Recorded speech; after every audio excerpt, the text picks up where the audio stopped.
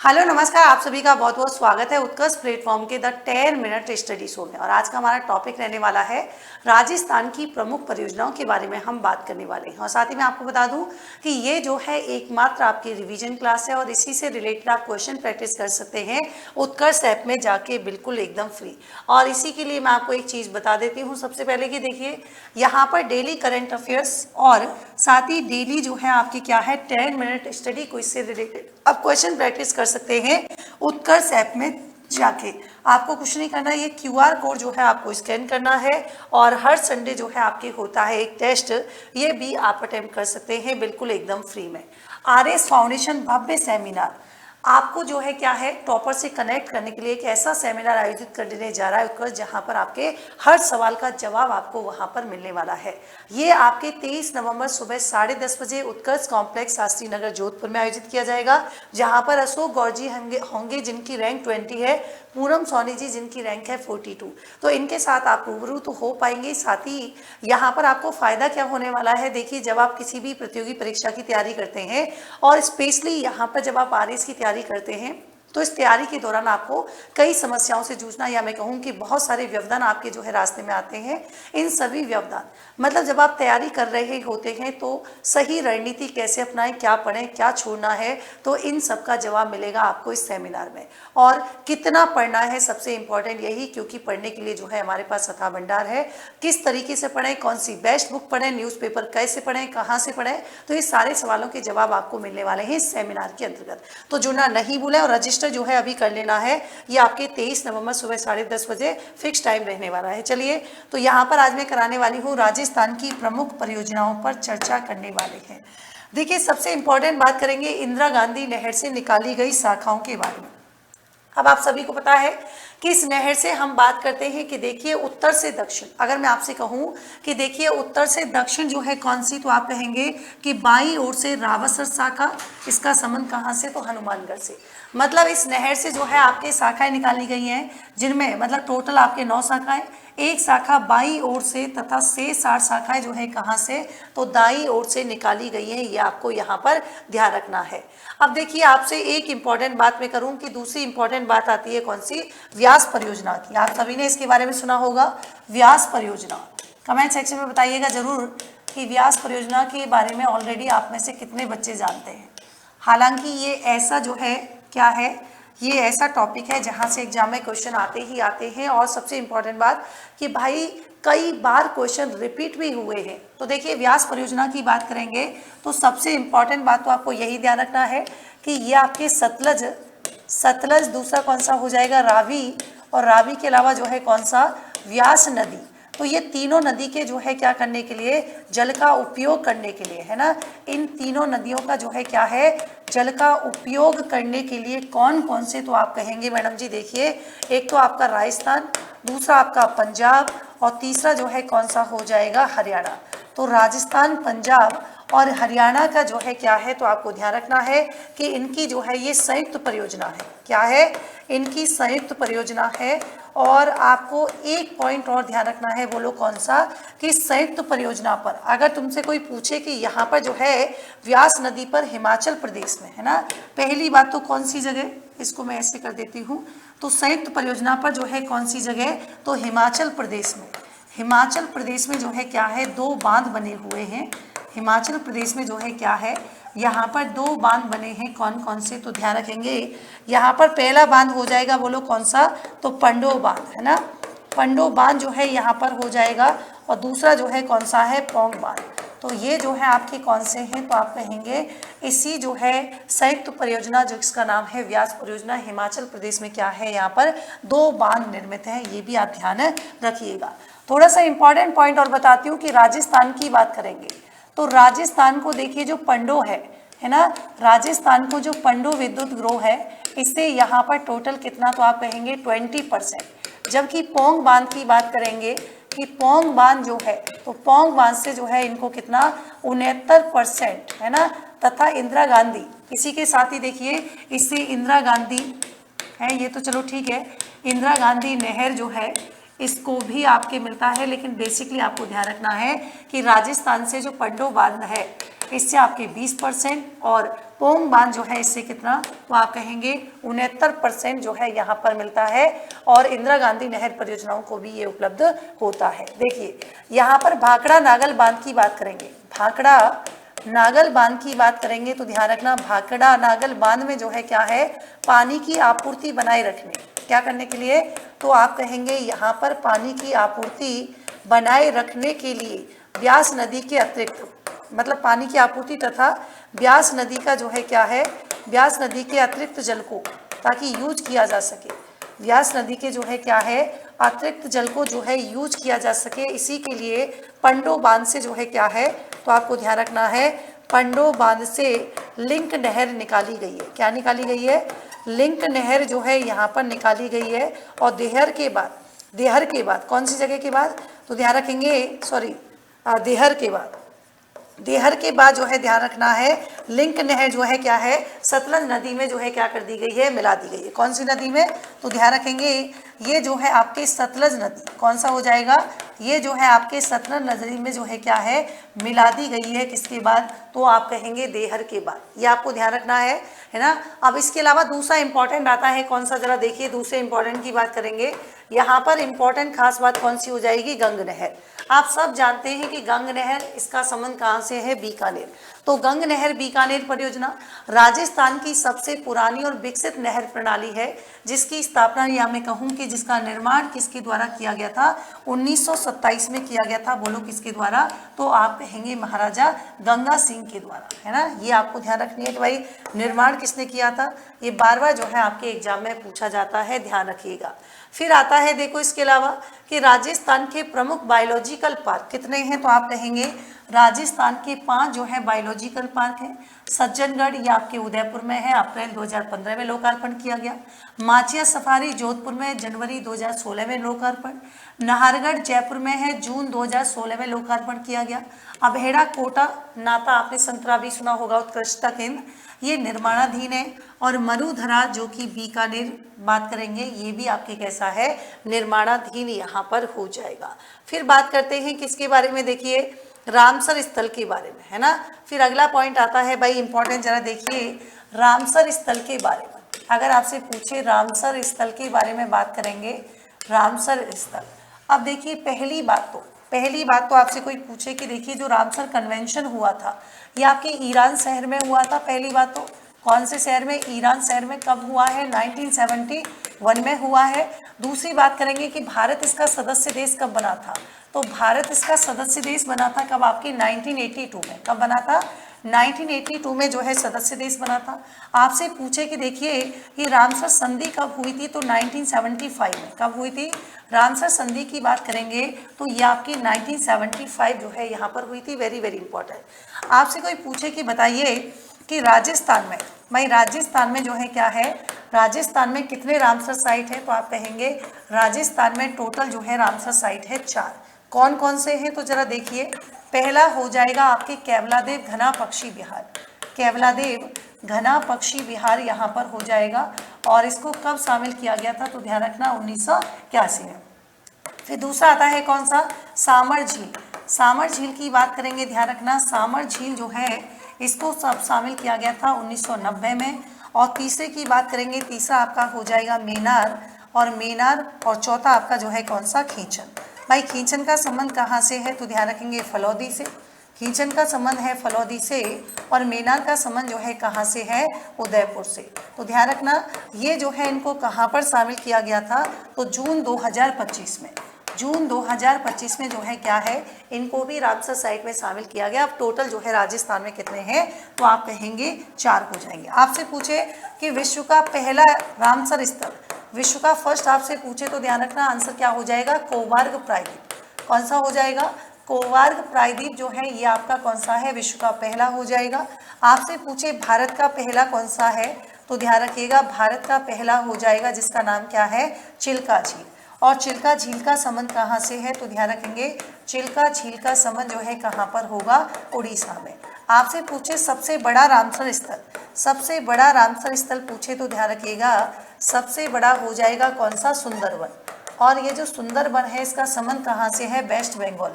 यानी कि पश्चिम बंगाल जो है यहाँ पर हो जाएगा। और सबसे छोटा आपसे पूछे कि सबसे छोटा कौन सा है, तो ध्यान रखिए सबसे छोटा हो जाएगा कौन सा, तो आप कहेंगे सबसे छोटा है आपका रेणुका झील। ये रेणुका झील सबसे छोटी है और ध्यान रखेंगे है कहाँ पर, तो रेणुका झील है आपके हिमाचल प्रदेश में। कहाँ पर, हिमाचल प्रदेश में हो जाएगी। आपसे पूछे कि भारत में जो है, भारत में सर्वाधिक कहाँ पर है, मतलब सबसे ज़्यादा रामसर स्थल कौन से जो है राज्य में है, तो ध्यान रखना सबसे ज़्यादा हो जाएंगे तमिलनाडु। कहाँ पर, तमिलनाडु में सबसे ज़्यादा है, कितने हैं, 20 हैं। यूपी की बात करेंगे यानी कि उत्तर प्रदेश, तो यूपी में कितने हो जाएंगे, तो ध्यान रखिए यूपी में हो जाएंगे 10। और भारत में पूछे कि भैया भारत में टोटल कितने हैं, तो ध्यान रखना भारत में टोटल हो चुके हैं 94। और बिहार में अभी जो जुड़ा है वो बिहार का जुड़ा था, और बिहार में जो है टोटल कितने हो चुके हैं 5। तो ये जो है आप यहाँ पर 6, सॉरी ये जो है यहाँ पर ध्यान रखिएगा। ये बात हमने कर ली है किसके बारे में, तो आप कहेंगे रामसर स्थल के बारे में जो है बात कर चुके हैं। ठीक है, चलिए तो यहाँ पर एक चीज़ और मैं आपको बता दूं कि देखिए अगला पॉइंट आता है कौन सा, अगला पॉइंट आता है घोड़ावड़ के बारे में।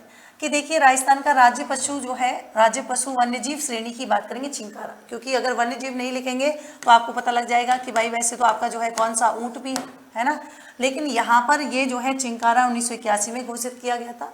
2014 में राज्य पशु पालतू जीवों की श्रेणी में बात करेंगे तो ऊंट हो जाएगा, जबकि राज्य पक्षी हमसे पूछे तो कौन सा हो जाएगा, घोड़ावड़ हो जाएगा। इसे ग्रेट इंडियन बस्टर्ड या सोन चिड़िया भी कहते हैं, और ये सर्वाधिक जैसलमेर मरु उद्यान, अजमेर सांखलिया और 1200 में जो है क्या है पाया जाता है। जून 2013 से जो जैसलमेर का राष्ट्रीय मरु उद्यान है वहाँ पर जो है एक प्रोजेक्ट चलाया गया था, प्रोजेक्ट ग्रेट इंडियन बस्टर्ड। ये आपको यहाँ पर ध्यान रखना है। अब आपसे प्रजनन एवं संरक्षण केंद्र पूछे, आपसे जो है क्या है घोड़ावड़ प्रजनन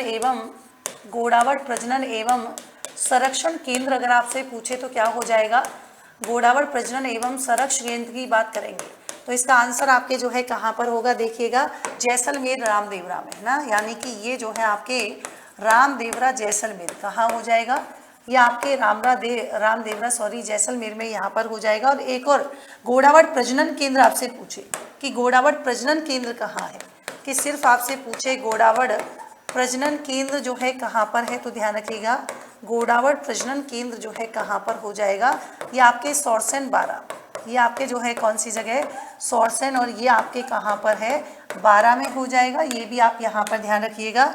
और भाई सीधी सी बात कि देखिए 2024 में राष्ट्रीय मरु उद्यान जैसलमेर आयोजित जो है क्या है वार्षिक वाटर हॉल सर्वेक्षण किया गया था, जहां पर 64 ग्रेट इंडियन बस्टर्ड की गिनती की गई थी। कितनी, 64 ग्रेट इंडियन बस्टर्ड की कितनी की गई थी, 64 जो है ग्रेट इंडियन बस्टर्ड की जो है क्या है, इंडियन बस्टर्ड जो है इतने यहाँ पर अभी 2024 में जब ये किया गया था तब इतना सो जो है आपको ध्यान रखना है, वेरी वेरी इंपॉर्टेंट। ठीक है, कहाँ गया, चलिए भाई तो यहाँ पर अगला चलते हैं। अगला जो है आपको बताना है कौन से, चंबल परियोजना की बात करेंगे।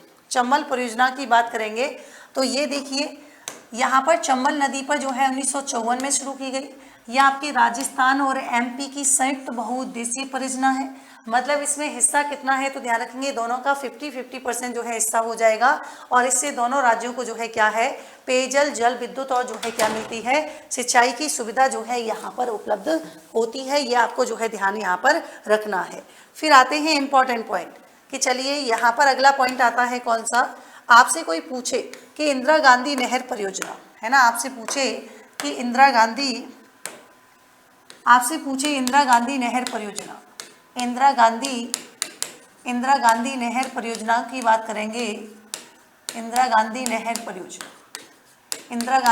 परियोजना की बात करेंगे है ना, इसके बारे में आपने खूब सुना होगा इंदिरा गांधी नहर परियोजना के बारे में। तो आपसे कोई पूछे कि बताइए है ना इंदिरा गांधी नहर परियोजना के बारे में, आपसे पूछे कि देखिए दाईं ओर से बात करेंगे तो कौन सा, सूरतगढ़ हो जाएगा। ठीक है, पहला। दूसरा आपको अनूपगढ़ गंग नहर, अनूपगढ़ जो है ये आपके हो जाएगा गंग नहर। पूगल हो जाएगा, पूगल। चौथा जो है कौन सा, दातोर हो जाएगा। पांचवा जो है कौन सा, बीसलपुर, बीसलपुर हो जाएगा। छठा जो है आपके चारण वाला, इसका संबंध जो है कहाँ से, बीकानेर से। सातवां आपका जो है शहीद बीरबल जो है यहाँ पर हो जाएगा। और 8वें की बात करेंगे, ये सागरमल गोपा। सागरमल गोपा ये आपने क्रांतिकारी वाले में पढ़ा होगा, कौन सा, सागरमल गोपा के बारे में। कौन सा है, तो ये 8 अपने जो है सागरमल गोपा के बारे में पढ़े होंगे।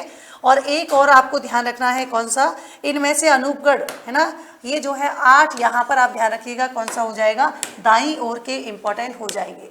लेकिन आपसे कोई पूछे कि बाईं ओर है ना, आपसे कोई पूछे कि बाईं ओर के बारे में आपसे कोई डिस्कस करना हो कि बाईं ओर से कौन सा होगा, तो आपको ध्यान रखना है विद्युत गृह। कौन सा होगा कि भाई देखिए विद्युत गृह की बात करेंगे है ना, ये जो है आप 8 तो ध्यान रखिएगा ही, लेकिन बाईं ओर से जो है क्या है आपको यहाँ पर ध्यान रखना है, वेरी वेरी इंपॉर्टेंट।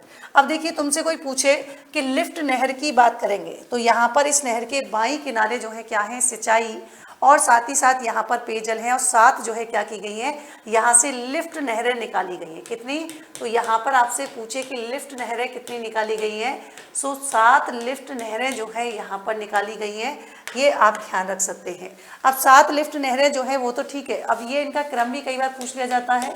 तो ये आपके, अगर आपके उत्तर से दक्षिण कोई क्रम पूछे, उत्तर से दक्षिण जो है क्या है, अगर आपसे कोई क्रम पूछता है तो ध्यान रखना, यहाँ पर चौधरी कुंभाराम है, इनके बारे में तो आपने सुना होगा, कौन सा हो जाएगा, चौधरी कुंभाराम। चौधरी कुंभाराम जो है आपको यहाँ पर ध्यान रखना है पहला। फिर आपने एक नाम सुना होगा, कौन सा, कंवर सेन। कंवर सेन सुना होगा, कंवर सेन। और फिर आपने एक नाम सुना होगा, पन्नालाल। फिर एक नाम जो है आपने सुना होगा, कौन सा, पन्नालाल। इसके अलावा जो है चौथा कौन सा, तो चौथा जो है आपने सुना होगा वीर तेजाजी, वीर तेजाजी। और इनके अलावा 5वां आपने नाम सुना होगा, कौन सा, करनी। यहाँ पर जो है कौन सा सुना होगा, तो 5वां आपने जो है सुना होगा, कौन सा, करनी सिंह। और फिर एक जो है कौन सा, गुरु जम्बेश्वर। एक आपने कौन सा सुना होगा, गुरु जम्बेश्वर। गुरु जम्बेश्वर जो है यहाँ पर आपने सुना होगा। और फिर आपसे कोई पूछे गुरु जम्बेश्वर के अलावा जय नारायण व्यास है ना, जय नारायण व्यास जो है, जय नारायण व्यास, ये आपका जो है कौन सा, ये आपका हो जाएगा। तो ये कौन सी है, इसमें से 7 लिफ्ट नहरें हैं, इनका क्रम जो है उत्तर से दक्षिण की ओर है। ये भी कई बार जो है आपके एग्जाम में पूछा गया है, ध्यान रखिएगा, ठीक है। तो ये चौधरी कुंभाराम, ये जो है हनुमानगढ़, चूरू, बीकानेर, झुंझुनू में।